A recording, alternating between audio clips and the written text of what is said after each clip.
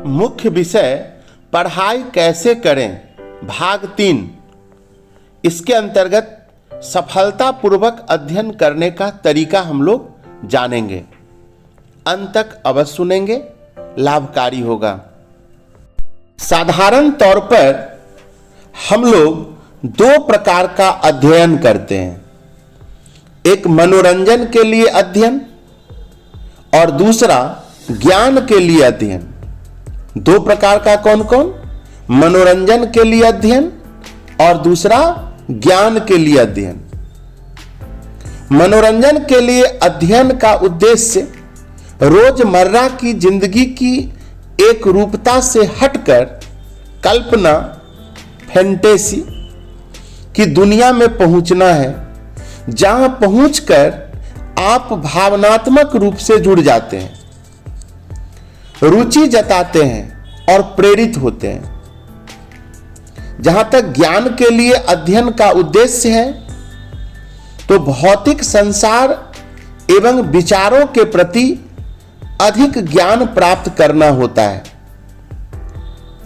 प्रत्येक प्रकार के अध्ययन में मस्तिष्क की विशेष पेशियों का व्यायाम होता है। अतः यह जानना जरूरी है कि आप क्यों पढ़ रहे हैं। क्या आप आराम और मनोरंजन प्राप्त करने के लिए पढ़ाई कर रहे हैं या चाहते हैं? क्या आप पाठ्य से सिर्फ परिचित होना चाहते हैं? क्या आप मस्तिष्क के सूचना भंडार में नए तथ्य संग्रहित करना चाहते हैं? क्या आप यह चाहते हैं कि जो कुछ आप पढ़ रहे हैं वह सब आपको याद रहे? अथवा क्या आप किसी मसले पर गहन विचार करते हुए उसमें डूब जाना चाहते हैं? याद रखें, जब आप यह जान जाएंगे कि आप क्यों पढ़ना चाहते हैं, आप बेहतर तरीके से यह जान सकेंगे कि कैसे पढ़ा जाए। जब आप मनोरंजन के लिए पढ़ें तो क्या करें? ऐसा करते समय कल्पना को ऊंची उड़ान दें। पढ़ते समय पाठ्य पुस्तक में समाये शब्दों और वाक्यों के आधार पर पूर्ण समय देते हुए पात्रों और भावनाओं के बारे में भरपूर कल्पना करें। जैसे कोई कॉमिक्स पढ़ते हो या कुछ कहानी सामान्य सा भी, तो इस तरह का आप सोच रख के पढ़ सकते हैं। यदि रहस्यमय पाठ्य पढ़ रहे हो तब पुस्तक समाप्त होने से पूर्व स्वयं अपनी कहानी को आगे बढ़ाएं और मनचाहा अंत निश्चित करें। अब आइए जाने, जब ज्ञान प्राप्ति के लिए पढ़ें तो क्या करें। इस समय पूर्ण मनोयोग की आवश्यकता होगी। जब आप ज्ञान प्राप्ति के लिए पढ़ेंगे तो बेहतर होगा कि कितना पढ़ना है और किस गुणवत्ता का पढ़ना है, इस बारे में लक्ष्य निर्धारित कर सकें। इस समय एकांत स्थान का चयन करें जहां आप ध्यान केंद्रित कर सकें। रेडियो, टीवी या अन्य व्यवधानों को बंद कर दें। आरामदायक स्थिति में शरीर को रखते हुए पूर्ण चैतन्य होकर अध्ययन करें। तेजी से विषय वस्तु पर सरसरी निगाह डालते हुए यह तय कर लें कि कहां तक पढ़ना है। शीर्षकों एवं उपशीर्षकों पर गौर करें। उन शब्दों की तलाश में रहें जो विषय वस्तु के तार्किक मूल मंत्र साबित हो सकते हैं। प्रत्येक पैराग्राफ में एक वाक्य या कीवर्ड निर्धारित करें। इन संकेत शब्दों को पुस्तक के हाशिए पर या अलग कागज पर नोट करें। किसको? या तो कोई एक सेंटेंस होना चाहिए वह, या कोई कीवर्ड, मेन वर्ड, जिसको देखने से ही आपको पता चल जाए कि क्या है, हम क्या पढ़ रहे हैं।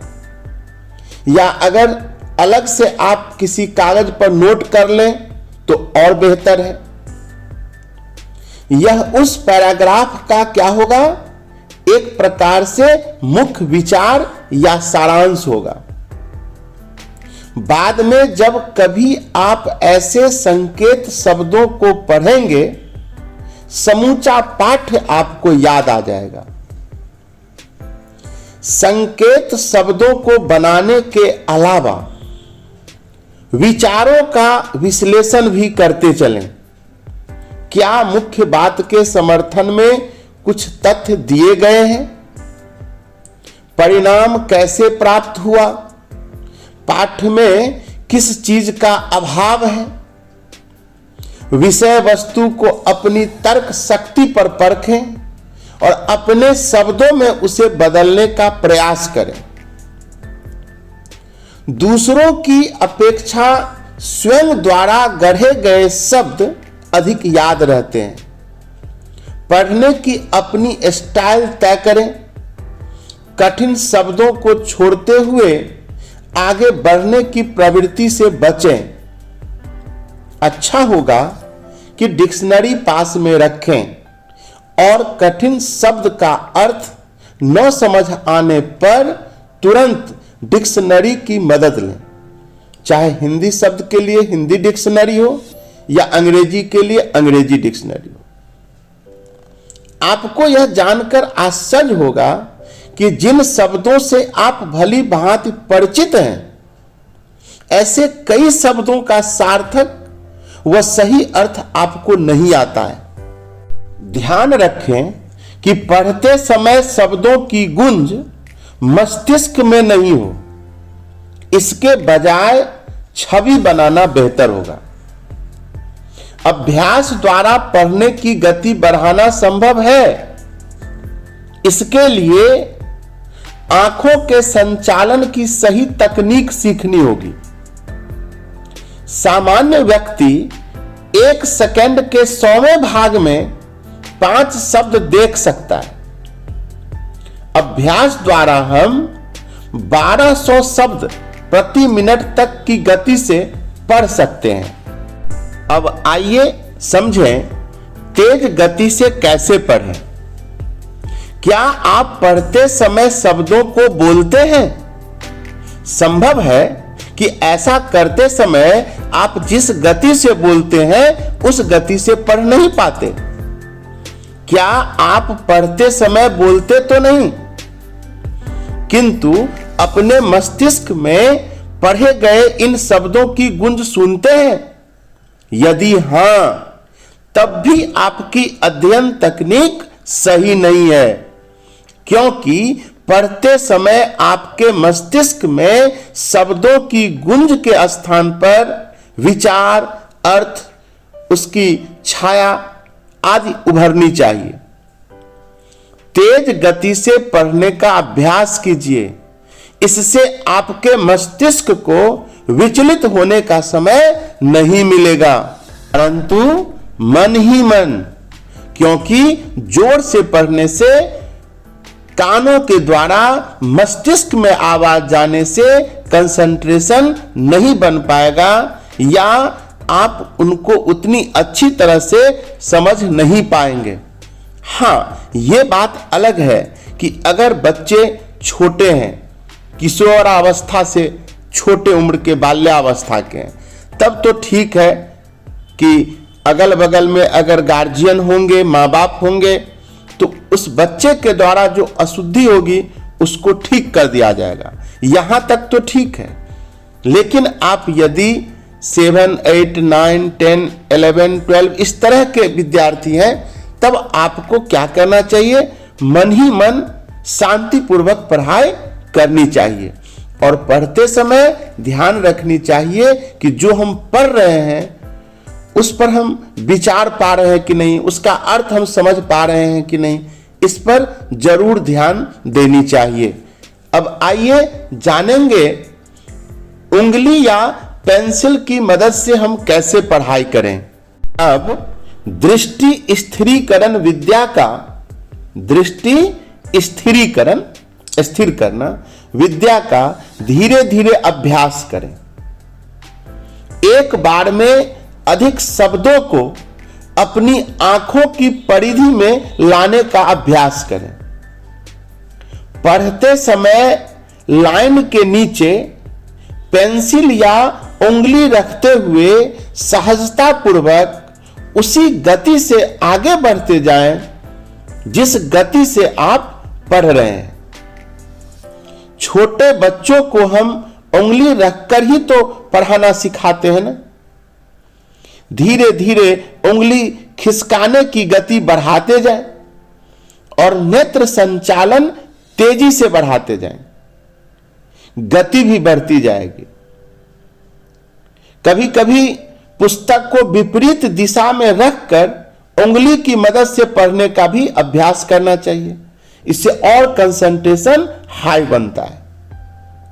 हम कह सकते हैं कि कंसंट्रेशन बढ़ाने के लिए उंगली या पेंसिल का यूज हम कर सकते हैं। सिर्फ कंसंट्रेशन ही नहीं, आप अपनी गति को बढ़ाने के लिए, तेजी से पढ़ाई करने के लिए इसका यूज कर सकते हैं।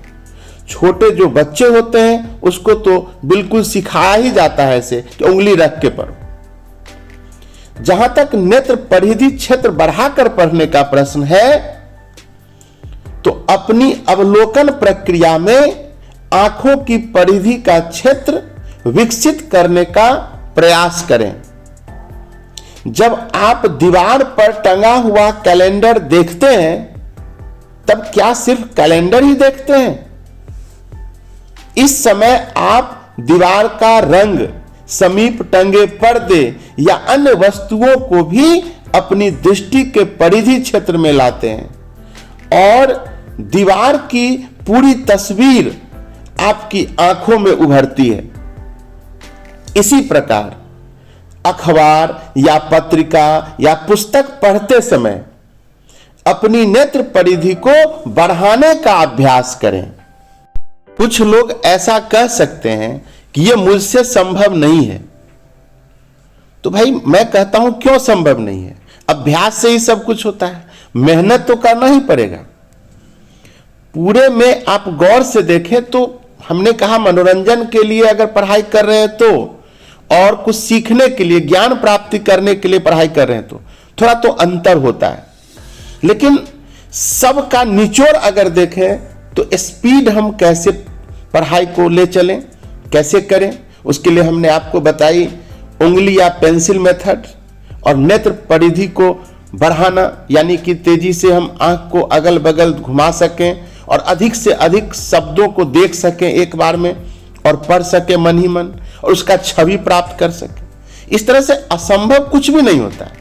अब ऐसा मत सोचिए, अभ्यास कीजिएगा हो जाएगा। अभ्यास के लिए मैंने क्या कहा कि जो चीज आप पढ़े हुए हैं उसको उलट दीजिए, किताब को उलट के और उल्टा पढ़ने का प्रयास कीजिए। लेटर को उलट के प्रयास कीजिए पढ़ने का, हम पढ़ पाते हैं कि नहीं, तो और आपका कंसंट्रेशन हाई होगा और अधिक जोर पड़ेगा आपके दृष्टि का।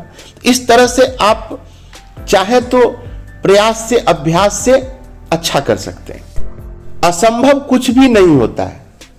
आइए जाने विषम परिस्थिति को सामना करते हुए भी सफलता प्राप्त करने वाले एक महान व्यक्ति के बारे में थोड़ा जाने।